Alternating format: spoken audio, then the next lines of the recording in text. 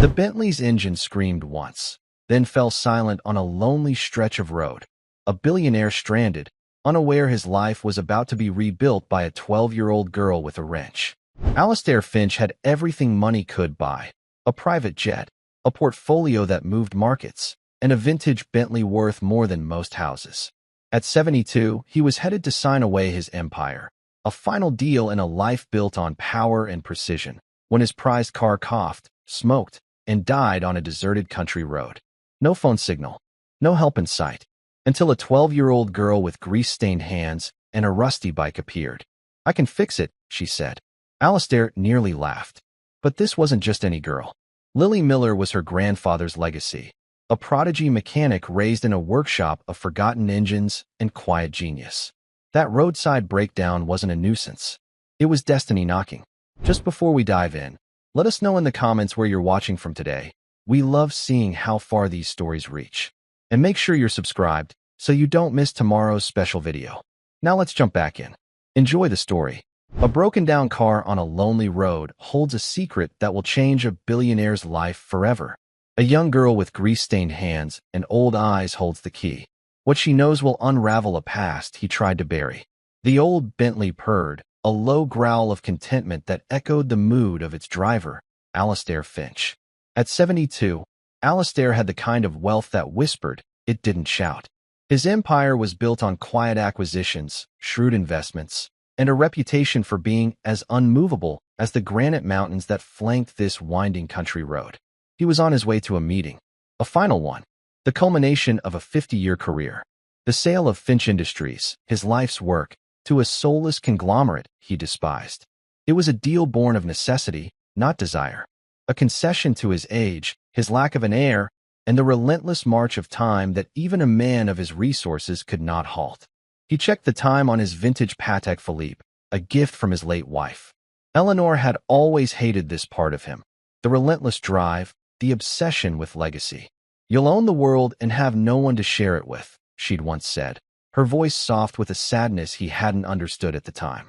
Now, in the sterile silence of his Bentley, her words echoed with the clarity of a prophecy fulfilled. That's when the car coughed. A single, undignified sputter that broke the rhythm of the powerful engine. Alastair frowned. His cars didn't cough. They were maintained by the best mechanics in the world. Every part was checked, every fluid topped, every system analyzed with a precision bordering on obsession. Another cough, this one more violent. The car shuddered, the smooth glide turning into a clumsy stagger. Warning lights, a frantic constellation of amber and red, bloomed across the polished mahogany dashboard. Alastair's hands, usually relaxed on the leather-bound steering wheel, tightened. "No, not now," he muttered, the words a low growl of frustration.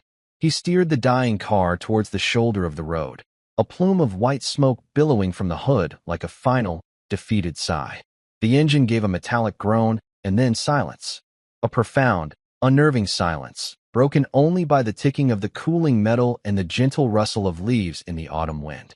Alastair Finch, the man who could move markets with a single phone call, was stranded, in the middle of nowhere, with no cell service.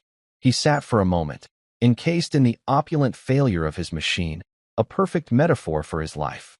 A beautiful, expensive shell, broken on the inside. He got out of the car, his bespoke suit feeling suddenly ridiculous in the rustic setting. He popped the hood, more out of a sense of duty than any real hope of understanding the mechanical chaos within. The smell of burnt oil and hot metal assaulted his nostrils. He saw a tangled mess of wires and hoses, a language he didn't speak. "Looks like you've got a problem there, mister." The voice was young, clear as a bell. Alastair turned, startled. He hadn't heard anyone approach. Leaning on a rusty bicycle, her small frame dwarfed by the massive car, was a girl. She couldn't have been more than 12. Her blonde hair was pulled back in a messy ponytail, a few stray strands sticking to her forehead. Her clothes were worn but clean, faded jeans, a t-shirt with a faded NASA logo, and sturdy-looking boots. Her hands, he noticed, were stained with grease, the kind that gets deep into the creases of your skin and never quite washes out. But it was her eyes that held his attention. They were a startling shade of blue, and they held a seriousness that seemed out of place in such a young face. She wasn't looking at him with the awe or curiosity he usually inspired in strangers. She was looking at his car, her head tilted, a thoughtful expression on her face. "It's a bit more than a problem, I'm afraid," Alistair said, his voice laced with an irritation he didn't bother to hide. "It's a catastrophe." The girl wheeled her bike closer, her gaze fixed on the smoking engine. "It's not a catastrophe. It's a blown head gasket. And a cracked radiator hose, by the looks of it." She pointed a small, grease-stained finger. "See that spray pattern? That's coolant. And the smoke is too white for an oil fire. It's steam." Alistair stared at her, dumbfounded. He had engineers, mechanics with decades of experience, who would have taken an hour to diagnose the problem with a battery of electronic tests. This child had done it in 10 seconds from 10 feet away. "And how would you know that?" he asked, his voice dripping with skepticism. The girl shrugged, unimpressed. "I fix things. Tractors, mostly. Old ones. My grandpa taught me. He used to say that any engine, no matter how complicated, is just a story. You just have to know how to read it." She leaned her bike against a tree and walked to the front of the car, her movements sure and confident. "Mind if I take a closer look?" Alistair was about to refuse, to tell her to run along, that he had it handled, though he clearly didn't. But there was something in her quiet confidence, in the calm, analytical way she studied the engine, that made him hesitate. He was a man who trusted his gut, and his gut was telling him something extraordinary was happening. "Be my guest," he said, a hint of amusement in his voice. The girl didn't seem to notice his tone.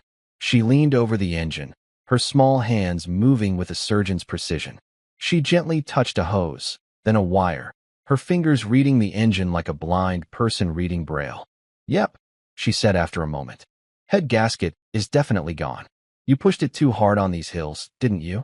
She looked up at him, her blue eyes pinning him in place.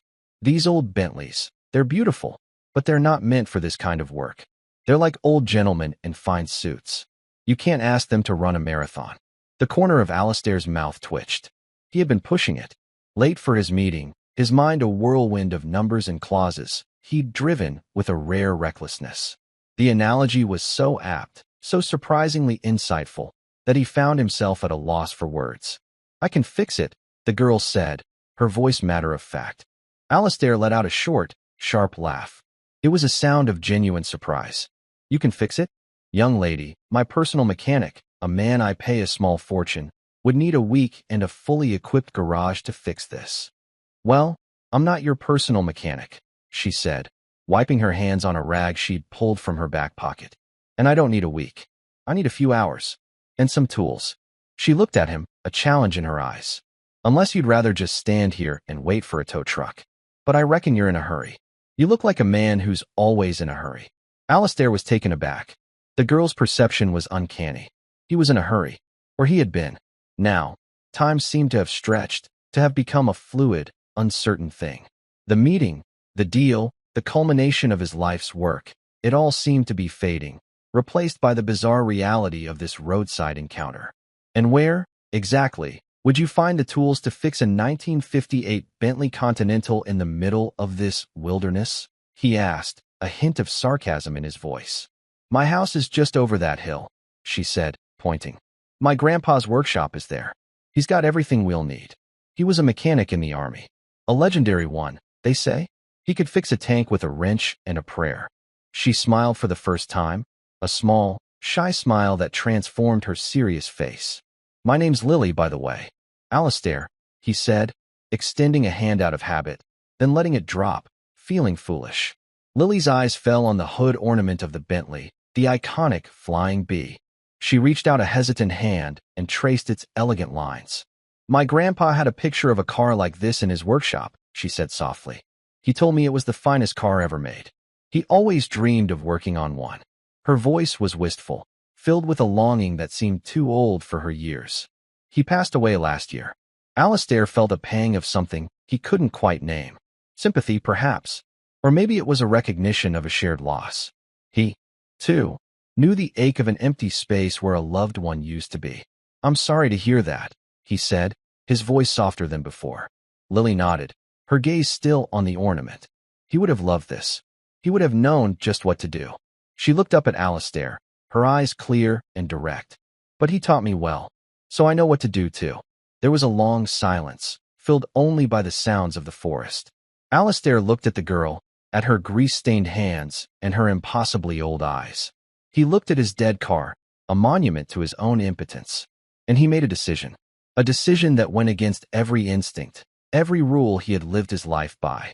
He was a man who trusted experts, who paid for perfection, who never, ever left things to chance. And yet, "All right, Lily," he said, the words feeling strange in his own mouth. "Let's go to your grandpa's workshop." Lily's face lit up. "Really? Really?" Alistair said, a strange sense of calm settling over him. The meeting could wait. The deal could wait. For the first time in a long time, Alistair Finch was not in a hurry. He was curious. He wanted to see what this extraordinary girl could do. Lily ran to her bike, her movements suddenly light and childlike. "Come on," she called over her shoulder. "It's not far. And don't worry," she added, a mischievous glint in her eyes. "I'll have you back on the road in time for your important meeting." As Alistair followed the small figure pushing her rusty bicycle up the hill, he had the distinct feeling that his life was about to take a very sharp, very unexpected turn. He had set out that morning to close a chapter of his life, to sign away his legacy. He had a feeling he was about to find a new one. The walk was short, but for Alistair, it felt like a journey to another world. The manicured lawns and sterile perfection of his own estate were a universe away from this untamed beauty. The air here was different, thick with the scent of damp earth, pine needles, and something else, something real. Lily, surprisingly strong for her size, pushed her bicycle with a steady rhythm, her worn boots crunching on the gravel path. Alistair, in his hand-stitched Italian leather shoes, felt clumsy and out of place. They crested a small hill, and a modest, single-story house came into view. It was a simple, well-kept home, painted a cheerful yellow with white trim. A porch swing swayed gently in the breeze, and a riot of wildflowers grew in a lovingly tended garden. But it was the building next to the house that drew Alistair's eye. It was a large, barn-like structure, its weathered with the color of old silver. This, he presumed, was the legendary workshop. "Here we are," Lily announced, her voice filled with a quiet pride. She leaned her bike against the porch railing and led him towards the barn. The large double doors groaned in protest as she slid them open, revealing a space that was part garage, part museum, and part sanctuary. The first thing that struck Alistair was the order. Every tool, every wrench, every screwdriver was hung on a pegboard wall, its shape outlined in white paint. Jars of screws, nuts, and bolts were neatly labeled on shelves that reached the high ceiling. The concrete floor was clean, swept free of the usual grime and clutter of a workshop. An old, pot-bellied stove stood in one corner, a comfortable-looking armchair next to it. The air smelled of oil, sawdust, and old books. In the center of the room, on a set of heavy-duty jack stands, sat the skeletal frame of a vintage motorcycle. It was a beautiful, powerful-looking machine, half-assembled, a work in progress. On a workbench next to it, engine parts were laid out on a clean cloth, each piece meticulously cleaned and cataloged. But it was the walls that told the story of the man who had created this space. Framed photographs of old cars and airplanes hung next to detailed mechanical drawings and yellowed newspaper clippings. One headline caught Alistair's eye. "Local hero, Sergeant Miller, keeps Army flying." Below it was a picture of a much younger man, his face beaming with pride, standing in front of a World War II-era fighter plane. He had Lily's eyes. "Your grandfather?" Alistair asked, his voice softer than he intended. Lily nodded, her gaze following his. "That's him. Sergeant Tom Miller. He could fix anything." She walked over to a large, rollaway toolbox, the kind professional mechanics use. "He built this place with his own hands after the war. Said it was the only place he could find peace." Alistair looked around the workshop again, seeing it now through Lily's eyes. This wasn't just a place to fix things. It was a legacy, a testament to a life of skill, dedication, and quiet passion.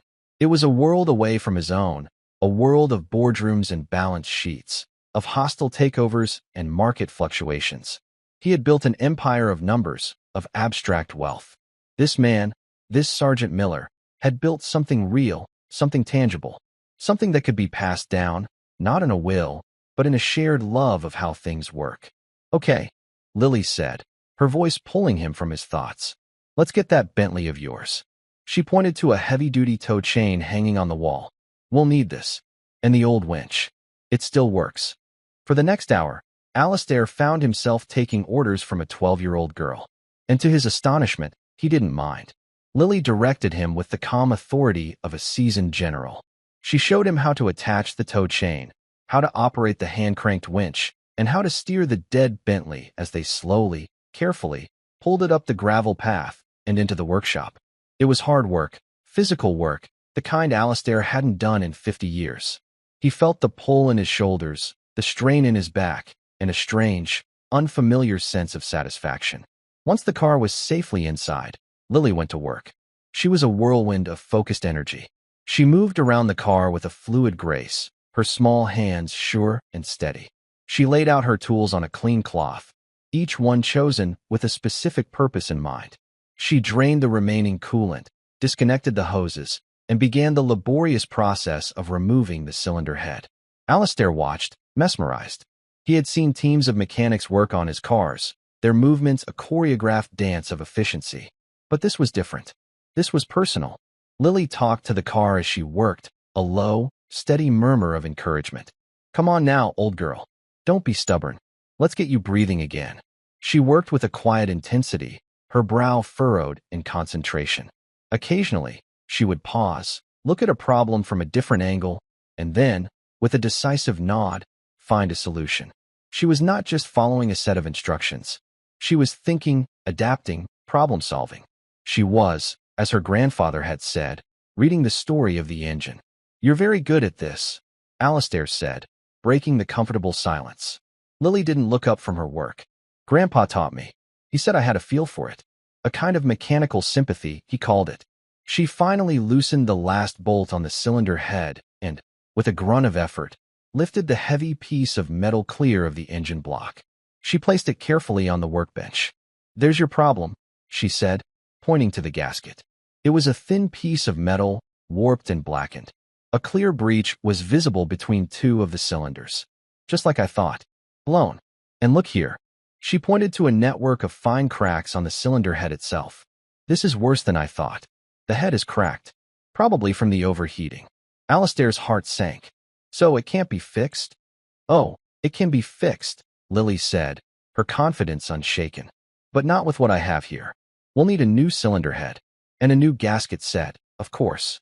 She looked at Alistair. "This is a rare car. Finding parts won't be easy."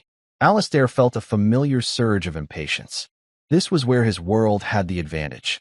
"I can have a new cylinder head flown in from anywhere in the world by tomorrow morning," he said. "Just tell me what to order." Lily shook her head. "No need for that. There's a place about an hour from here. An old scrapyard. The guy who runs it, Old Man Hemlock, he's got a whole barn full of vintage parts. Grandpa and I used to go there sometimes, just to look around. It's like a museum of lost cars." She looked at him, a hopeful expression on her face. "I bet he's got what we need." Alistair hesitated. A scrapyard. It sounded undignified. He was a man who dealt in new, perfect things, not rust and decay. But then he looked at Lily, at her hopeful face, and he thought of the adventure, the sheer, unadulterated strangeness of it all. When was the last time he had done something unexpected? "All right, Lily," he said, a slow smile spreading across his face. "Let's go to the scrapyard." Lily's answering grin was dazzling. "Great. I'll call Mr. Hemlock and tell him we're coming. You can use the phone in the house." She pointed towards the yellow house. "And maybe you can call your people and tell them you'll be late for your meeting." As Alistair walked towards the house, he pulled out his satellite phone, a device that had never failed him, no matter where he was in the world. He had one bar of service. Enough. He called his assistant, a young, ambitious man who lived in a state of perpetual anxiety. "Marcus," he said, his voice calm and steady. "I need you to postpone the meeting." There was a moment of stunned silence on the other end of the line. "Postponed, sir? But this is the Finch Industries deal. You said nothing could be more important." Alistair looked through the window of the workshop. He saw Lily, her small figure silhouetted against the open doors, carefully cleaning the engine block of his broken car. He saw the legacy of Sergeant Miller, a legacy of skill and love and things that were built to last. And he felt a shift inside him, a reordering of priorities that was as sudden and as profound as the failure of his engine. "I was wrong, Marcus," he said, a newfound clarity in his voice. "Something more important has come up." He ended the call before his bewildered assistant could reply. He felt a sense of liberation, a freedom he hadn't felt in years. He had spent his entire life building an empire, a monument to his own ambition. Now, in a dusty workshop, with a 12-year-old girl as his guide, he felt like he was finally starting to build something that mattered. He was a long way from his world of power and prestige. But for the first time in a very long time, Alastair Finch felt like he was on the right road. The drive to Hemlock scrapyard was an education. Lily's mom, a kind-faced woman with her daughter's blue eyes, insisted they take her old pickup truck. It was a sturdy, no-nonsense vehicle, the polar opposite of Alastair's Bentley. The engine rumbled, the suspension groaned, and the cab smelled of hay and dog. Alastair, wedged in the passenger seat, found it all strangely comforting. Lily, in the middle, was the navigator. She gave directions with a confidence that belied her age, pointing out landmarks that Alastair would never have noticed: a crooked old oak tree, a collapsed barn, a bridge over a dry creek bed. She told him stories about her grandfather, about the cars they had fixed together, about the lessons he had taught her. "He always said that a car is more than just a machine," she said, her voice soft with memory. "It's a time capsule. It holds the stories of the people who owned it, the places it's been. You have to respect that history when you're working on it." Alastair thought of his own collection of vintage cars, pristine and perfect, kept in a climate-controlled garage, rarely driven. He had seen them as investments, as symbols of his success. He had never thought of them as having stories. He was beginning to realize that he had missed the point of a great many things. Hemlock scrapyard was less a yard and more a sprawling, chaotic kingdom of automotive ghosts. Acres of cars, in various states of decay, were arranged in long, neat rows. It was a graveyard of steel and chrome, a testament to the relentless march of time. But to Lily, it was a treasure trove. "Look," she said, her face pressed against the window. "A 1965 Mustang. And over there, a Studebaker." Grandpa loved Studebakers. They found Mr. Hemlock in a small, cluttered office, a grizzled old man with a face like a road map and hands as gnarled as oak roots. He greeted Lily with a warm, grandfatherly smile. "Well, if it isn't my best customer," he said, his voice a low rumble. "What can I do for you today, little bird?" Lily, with a seriousness that made Alastair smile, explained the situation. She described the Bentley, the blown head gasket, and the cracked cylinder head. Mr. Hemlock listened intently, stroking his long, gray beard. "A '58 Continental, you say?" he said, a thoughtful look in his eyes. "A rare bird, indeed. I might have something. In the back barn. Come with me." He led them through the labyrinth of dead cars to a massive, dark barn at the far end of the property. The air inside was cool and still, thick with the smell of dust and decay. Alastair's eyes, accustomed to the bright sunlight, took a moment to adjust. As they did, he gasped. The barn was filled with cars. Not the rusted-out hulks in the yard, but classic, vintage automobiles, covered in thick layers of dust, but otherwise intact. It was a private collection, a secret museum of automotive history. "My personal stash," Mr. Hemlock said, a note of pride in his voice. "The ones that were too special to scrap." He led them to the far corner of the barn, to a shape shrouded in a heavy canvas tarp. With a theatrical flourish, he pulled the tarp away. Underneath, covered in a thick layer of dust, was a Bentley, the same model as Alastair's, a 1958 Continental. It was a ghostly twin, a silent, sleeping giant. "Been sitting here for 30 years, Mr. Hemlock said. Belonged to a fella who lost everything in the crash of '87. Never came back for it." He ran a hand lovingly over the dusty fender. "Engine's still good. I turn it over every few months, just to keep it from seizing." Lily walked around the car, her eyes wide with reverence. She ran a hand over the hood, her touch gentle, almost tender. "It's perfect," she whispered. "The cylinder head should be compatible," Mr. Hemlock said. "We can pull it for you. It'll cost you, though. A part like that, it's not cheap." Alastair stepped forward. "How much?" he asked, his voice echoing in the vast, silent barn. Mr. Hemlock named a price. It was a significant sum, more than most people make in a year. Alistair didn't even blink. He pulled out his wallet, a slim, elegant piece of crocodile leather, and counted out the cash. Mr. Hemlock's eyebrows shot up in surprise. He looked at Alistair, then at Lily, then back at Alistair. A slow smile spread across his face. "You know," he said, his eyes twinkling. "Your girl here, she's a special one. Reminds me of her granddad. He had the gift, too. The magic touch." He looked at Alistair, a shrewd, appraising look in his eyes.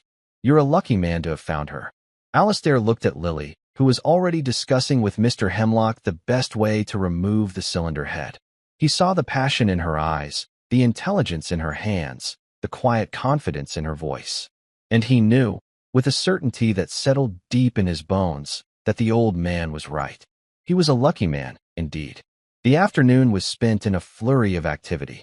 With Mr. Hemlock's help, they removed the cylinder head from the donor car. It was heavy, greasy work, but Lily was in her element. She knew exactly what to do, which bolts to loosen, which hoses to disconnect. Alistair, feeling a growing sense of camaraderie, found himself acting as her assistant, handing her tools, holding a flashlight, wiping away grease.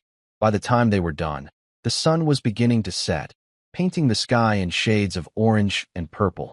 They loaded the heavy cylinder head into the back of the pickup truck, a trophy from their quest. As they drove back to Lily's house, a comfortable silence settled between them.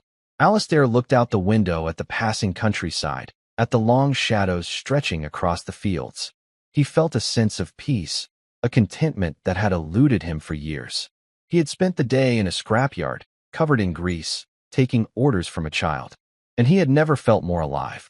When they got back to the workshop, Lily, despite the late hour, was eager to get back to work. "We can have her running by morning," she said, her eyes shining with excitement. Alistair, to his own surprise, found himself agreeing. The thought of his sterile, empty hotel room held no appeal. He wanted to see this through. He wanted to see the old Bentley roar back to life. As Lily began the meticulous process of cleaning the new cylinder head, Alistair's phone buzzed in his pocket. It was Marcus again. He ignored it. The world outside this small, brightly lit workshop seemed to be fading away, losing its urgency. The only thing that mattered was the here and now. The quiet hum of the fluorescent lights, the smell of solvent, the steady, rhythmic sound of Lily's hands at work. He found himself thinking about his own life, about the choices he had made, the things he had built. He had created an empire, but what was his legacy? A name on a building? A number in a bank account? He looked at Lily, at the inheritance of skill and passion she had received from her grandfather. That was a real legacy, something that couldn't be bought or sold. "Lily," he said, his voice quiet. "Your grandfather. He would be very proud of you." Lily looked up from her work, a smudge of grease on her cheek. She smiled, a real, genuine smile that reached her eyes. "I know," she said softly. "He's with me. Always." Alistair felt a lump form in his throat. He thought of his own wife, Eleanor. He had been so busy building his empire that he had never really taken the time to learn what she was passionate about, what her dreams were. He had provided for her, yes, but had he truly shared his life with her? He was beginning to fear that he knew the answer. Later that night, as Lily continued to work with a tireless determination, her mother brought them sandwiches and hot chocolate.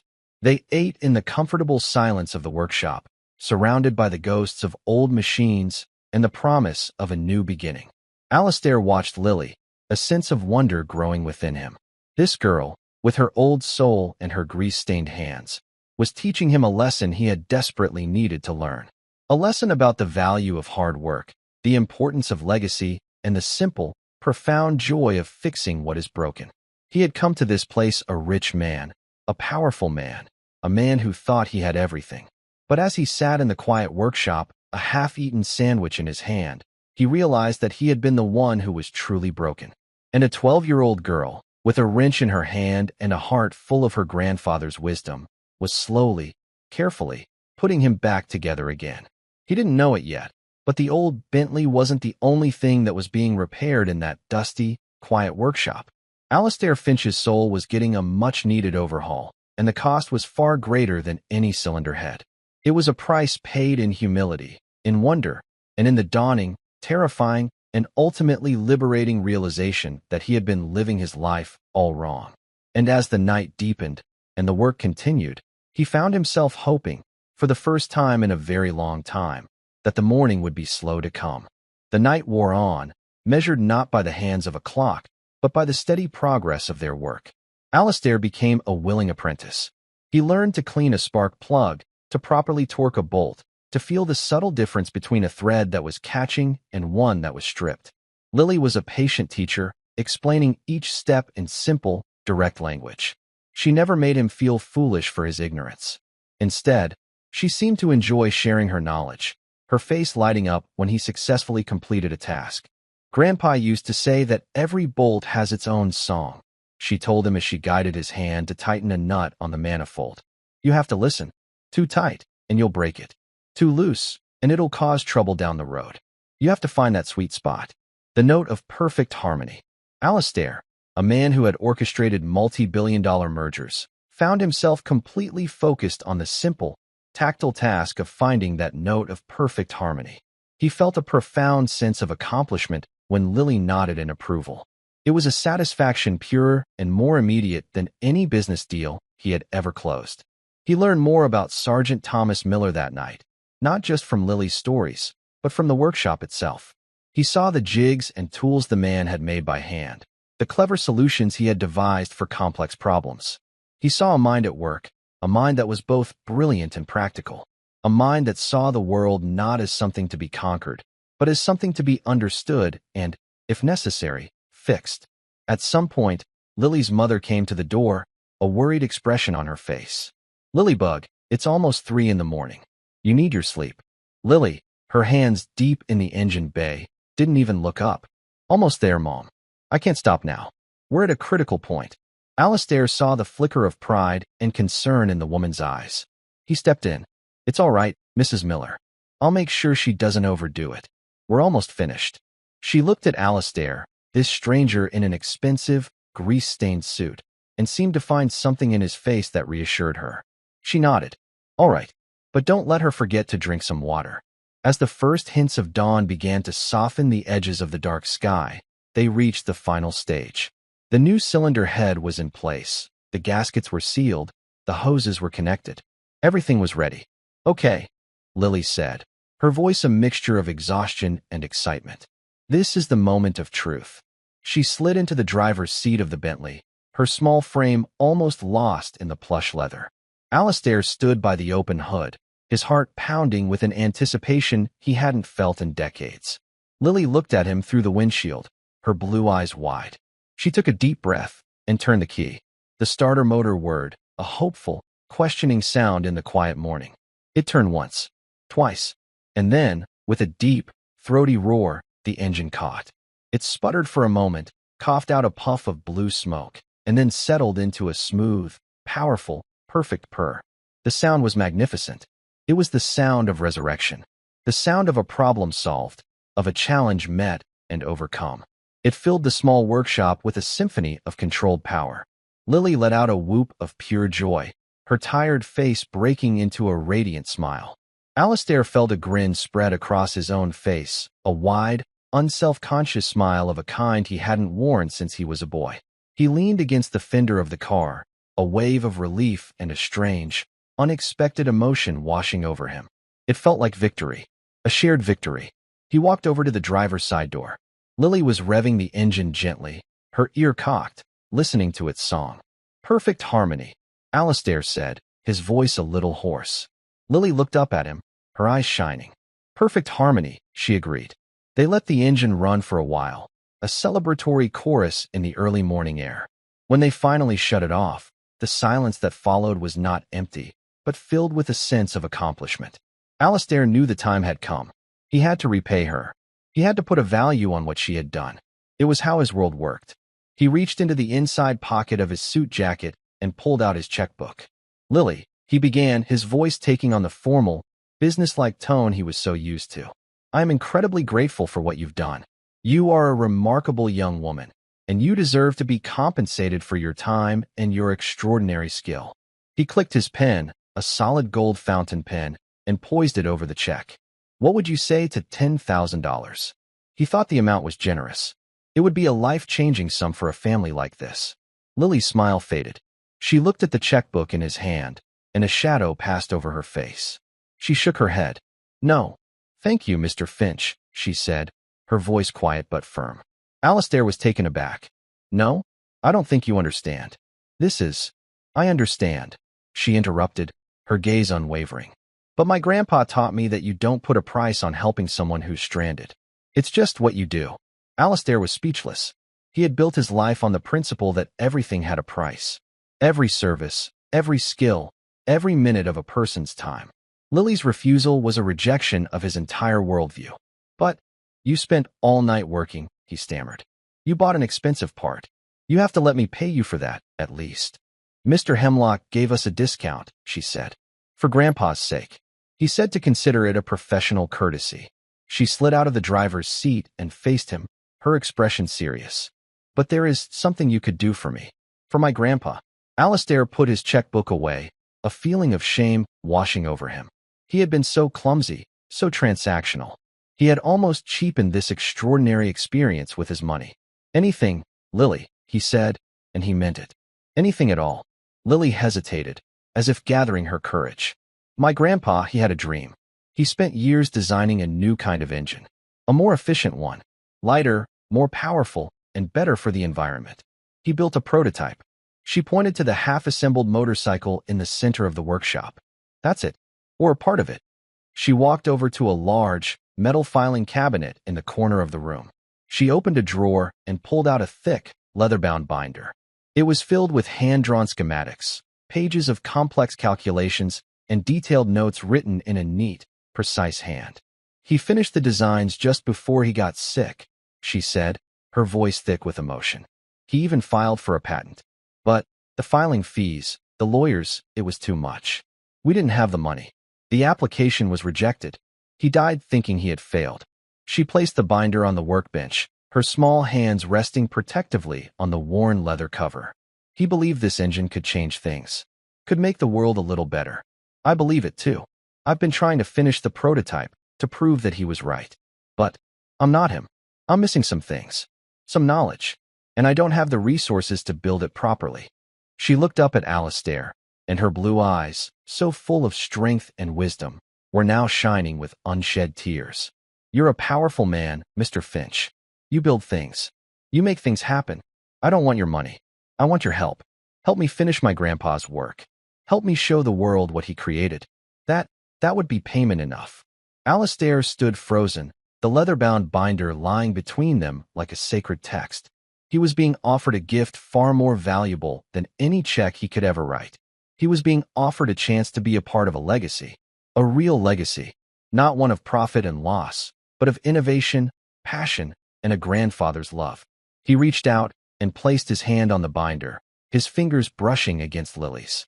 He felt a connection, a current of shared purpose that was more powerful than any contract he had ever signed. He looked at the girl, at her tear-streaked, grease-stained face, and saw not a child, but a guardian of a sacred trust. He saw the spirit of Sergeant Thomas Miller, a man who had fixed fighter planes with a wrench and a prayer, a man who had dreamed of a better engine, a better world. In that moment, Alistair Finch understood. His journey had not been about a broken-down car. It had been about a broken-down life. His life. And this was his chance to fix it. Lily, he said, his voice thick with an emotion he couldn't name. It would be my absolute honor. The days that followed were a whirlwind of activity. Alistair did not just offer his help. He threw the full weight of his resources and his 50 years of business acumen into the project. But he did it in a new way. He didn't delegate. He participated. His first call was not to his lawyers, but to the finest patent attorney in the country. He explained the situation, and the attorney, intrigued by the story, agreed to take on the case pro bono, as a personal favor to Alistair. His second call was to the head of research and development at his own company, a brilliant but jaded engineer named Dr. Eris Thorne. Alistair had always treated Thorne as a high-priced employee. Now, he spoke to him as a colleague, an equal. Eris, he said, I'm sending you a set of plans. I need you to forget everything you're working on. I need you to look at these with fresh eyes. This is not about profit. This is about potential. I'll be there this afternoon to walk you through it. He then booked a private jet. Not for himself, but for Lily and her mother. He wanted Lily to be there, to present her grandfather's work herself. When he told Lily, she was hesitant. A private jet? I can't. Lily, Alistair said gently, your grandfather's ideas deserve a first-class ticket, and you are his ambassador. You have to be there. The sight of Lily, in her clean but worn jeans and NASA t-shirt, walking into the gleaming, state-of-the-art R&D lab of Finch Industries was a sight Alistair would never forget. The engineers, in their crisp lab coats, looked at her with a mixture of confusion and condescension, until she started to speak. With Alistair by her side, Lily opened her grandfather's binder and began to explain his designs. She spoke with a clarity and a passion that was mesmerizing. She didn't just understand the mechanics. She understood the philosophy behind them. She explained the novel combustion cycle, the unique materials he had proposed, the elegant simplicity of the design. Dr. Thorne, a man famous for his skepticism, listened with a growing look of astonishment. He asked sharp, probing questions. Lily answered every one of them without hesitation, often pointing to a specific page, a specific calculation in her grandfather's notes. After an hour, Dr. Thorne was silent. He walked over to the large whiteboard, picked up a marker, and began to sketch out an equation. He stared at it for a long moment, then turned to face Lily. In theory, he said, his voice filled with a reverence Alistair had never heard from him before, this is impossible. It violates several known principles of thermodynamics. He paused, a slow smile spreading across his face. But according to these calculations, it works. My God, it actually works. He looked at the binder in Lily's hands as if it were the Rosetta Stone. Your grandfather? He wasn't just a mechanic. He was a genius. The atmosphere in the room had shifted. The skepticism was gone, replaced by a palpable sense of excitement. The engineers crowded around Lily, no longer seeing a child, but a peer. They saw the heir to a legacy of brilliance. Alistair stood back and watched, a profound sense of pride swelling in his chest. He had not created this. He had simply opened a door. He had provided a stage for a story that was waiting to be told. The project, officially codenamed Project Miller, took on a life of its own. Alistair funded it personally, setting up a separate foundation to oversee its development. He insisted that the patent, when it was finally granted, be solely in the names of Thomas and Lily Miller. This was their legacy, not his. He found himself spending more and more time away from his own business, and more time in the R&D lab, or back at Lily's grandfather's workshop, which they had converted into a secondary research facility. He learned to read schematics, to operate a lathe, to understand the complex interplay of physics and engineering. He was not just an investor. He was a student. One afternoon, as they were working on a particularly difficult part of the prototype, Alistair's assistant, Marcus, called. He sounded flustered. Sir, the board of the conglomerate, they're getting impatient. They're threatening to pull out of the deal if you don't sign the papers by the end of the week. A year ago, those words would have sent a jolt of panic through Alistair. His legacy, the sale of his life's work, was on the line. But now, as he stood in the quiet workshop, a wrench in his hand, the threat seemed hollow, meaningless. He looked at Lily, who was hunched over the engine, her brow furrowed in concentration. He looked at the walls, at the pictures of Sergeant Miller, a man who had measured his wealth in skill and integrity, not dollars and cents. Let them pull out, Marcus, Alistair said, his voice calm and clear. There was a stunned silence on the other end of the line. Sir, did you say let them pull out? But this is your legacy. Alistair smiled. He looked at the half-finished engine, a machine born of a grandfather's dream and a granddaughter's love. A machine that had the potential to change the world. No, Marcus, he said softly. I'm looking at my legacy right now. He hung up the phone, the world of high finance and corporate battles feeling like a distant, half-forgotten dream. He picked up his wrench and got back to work. He had something to fix, something important. And for the first time in his life, he knew he had all the right tools. 2 years passed. They were not years measured in stock market fluctuations or corporate acquisitions, but in breakthroughs and setbacks, in the smell of solder and the hum of a finely tuned machine. The Miller engine, as it came to be known, evolved from a collection of drawings into a gleaming, tangible reality. It was even more remarkable than Thomas Miller had dreamed.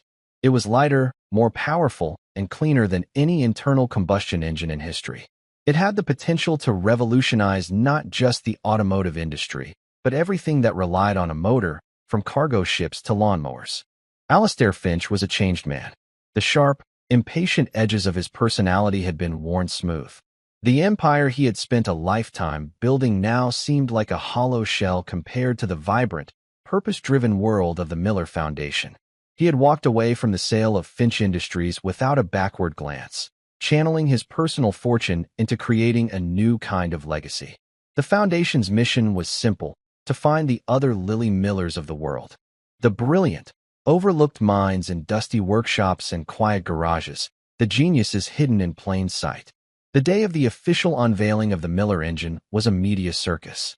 The automotive world, the tech industry, the environmental community, they had all gathered in a massive, state-of-the-art auditorium that Alastair had built for the occasion. The prototype, housed not in a modern chassis but in the lovingly restored 1958 Bentley Continental, sat on a revolving stage, a perfect fusion of past and future. Backstage, Alastair adjusted his tie. He felt a nervous energy he hadn't experienced in years. He wasn't worried about the engine. He knew it was perfect. He was worried for Lily. Now 14, she stood beside him, calm and composed, ready to address the world's press. She was no longer just a girl who could fix a car. She was the face of a new era of innovation. "Ready?" he asked her, his voice gentle. She nodded, a small, confident smile on her face. "Grandpa would have loved this," she said softly. "All these people, here to see his dream." She looked at Alastair, her blue eyes clear and full of a wisdom that still astonished him. "Thank you, Alastair, for everything." "Thank you, Lily," he said, his voice thick with emotion. "You saved more than just my car that day." It was the truth. She had saved him from a life of wealthy solitude, from a legacy of cold, hard cash. She had given him a purpose, a family, a reason to believe in the future. The presentation was a triumph. When Lily, in her clear, steady voice, explained the genius of her grandfather's design, the room was spellbound. When they started the engine, and the Bentley purred with a quiet, clean power that was almost silent, the audience of seasoned engineers and cynical journalists broke into spontaneous applause. The Miller engine was not just a breakthrough, it was a revolution. Later that evening, after the crowds had dispersed and a celebratory quiet had settled over the auditorium, Lily approached Alastair. She was holding a small, worn, leather-bound book in her hands. "I found something," she said, her voice hushed. "I was cleaning out the last of Grandpa's old army footlockers. To make more space in the workshop, I found his journal." She opened the book to a page marked with a faded ribbon. The entry was dated July 1944. The handwriting was the same neat, precise script that filled the engine designs. July 12, 1944, the entry began. "A new lieutenant arrived today. A young fella, barely out of his teens, full of fire and ambition. Name's Finch. Alastair Finch. Thinks he knows everything, but has a good heart under all that polish. He's got a staff car, a beautiful Bentley, a brand new Continental that his father, some big-shot industrialist, pulled strings to get him. He drives it too hard, of course. Cracked a cylinder head today showing off on a rough patch of road. The other mechanics said it was a write-off, that we'd never find the parts out here in the middle of nowhere. But I told him I could fix it. The kid looked at me like I was crazy. But I see the way he looks at that car. It's more than just a machine to him. It's a symbol of the future he's fighting for. I think I can get him back on the road. I like a challenge." Alastair took the journal from Lily's hands, his own trembling slightly. He read the words over and over again, the memories flooding back, sharp and clear, across the chasm of 70 years. He remembered the young, cocky lieutenant, so sure of himself. He remembered the grizzled sergeant who had looked at his broken car with an infuriating calmness and said, "I can fix it." He had been so impatient, so dismissive of the quiet, brilliant mechanic who had worked a miracle with scavenged parts and sheer ingenuity. He had tossed the man a few bills, a condescending gesture of thanks, and had driven away without a backward glance, his mind already on the next promotion, the next victory. He had never even bothered to properly thank him, to recognize the genius that stood right in front of him. He looked up from the journal, his eyes meeting Lily's. In her face, He saw the echo of the man he had failed to see all those years ago. The same quiet confidence, the same intelligence, the same startlingly blue eyes. The universe had not been random. It had been precise. The breakdown on that lonely country road had not been an accident. It had been an appointment. A second chance, offered across generations. A chance to finally see the value of a man he had overlooked, to honor a legacy he had unknowingly been a part of from the very beginning. His car hadn't just broken down. It had brought him home. He fixed it, Alistair whispered, the words catching in his throat. He looked at the Bentley, gleaming under the stage lights, a perfect circle, a story complete. Your grandfather, he fixed my car. Lily smiled, a tear tracing a clean path through the light dusting of celebratory confetti on her cheek. No, Alistair, she said softly, her wisdom far exceeding her years. He taught you how to fix it yourself. Alistair Finch, the billionaire, the titan of industry, stood in the quiet auditorium, the weight of his 72 years settling upon him not as a burden, but as a blessing. He had spent his life accumulating wealth, power, and possessions. He thought he was building a legacy, but he was wrong. A legacy is not something you build for yourself. It's what you help others build. It's the seeds you plant, the knowledge you share, the dreams you help to mend. He looked at the young girl beside him, the keeper of her grandfather's flame, and at the beautiful machine that had brought them together, a testament to a genius that had refused to be forgotten. He finally understood. The most important things in life are not the things you own, but the things you fix. And sometimes, the thing that is most in need of repair is yourself. The lesson had taken a lifetime to learn, but it had arrived just in time. The purr of the Miller engine was the sound of a promise kept, a debt repaid, and a future, once broken, finally, beautifully, fixed. Thank you for following this story. If you enjoyed it, please subscribe and share your thoughts below. Where are you watching from? Let us know in the comments. Stay tuned for more immersive stories.